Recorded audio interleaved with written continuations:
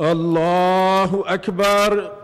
محمد اشرف غنی رئیس جمهوری افغانستان میگوید که پیر سید احمد گیلانی یک شخصیت مصلح مردم افغانستان بوده و در زمان ریاست وی در شورای عالی صلح پیشرفت‌های قابل ملاحظه در بخش صلح صورت گرفته است. آقای غنی این مطلب را روز دوشنبه پس از ادای نماز جنازه پیر سید احمد گیلانی رئیس شورای عالی صلح در ارگ ریاست جمهوری بیان کرد.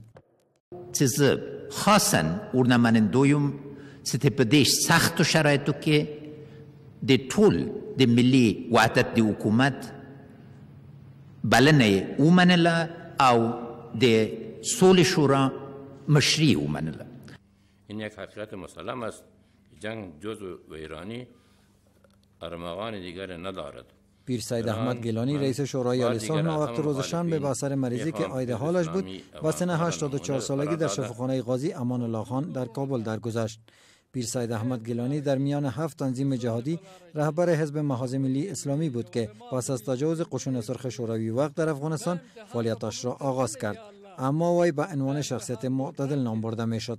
پیر سید احمد گیلانی مایحوت سال 1394 هجری شمسی با حیث رئیس شورای عالی صلح افغانستان تعیین گردید. در این حال سید احمد گیلانی پسر پیر سید احمد گیلانی پس از ادای نماز جنازه پدرش در ریاست جمهوری از رئیس جمهور غنی سپاسگزاری کرد که جنازه پدرش را بر شانه‌هایش حمل کرد. هرچند تا حال مشخص نیست که جانشین رئیس شورای عالی صلح در آینده کی خواهد بود، اما هیئت اداری ولسی جرگه در صحبت با رادیو آزادی تاکید کرده است که ریاست این شورا باید به شخصیت مانند پیر سید احمد گیلانی سپرده شود که بی‌طرف بوده و بالای طرفهای درگیر تاثیرگذار باشد.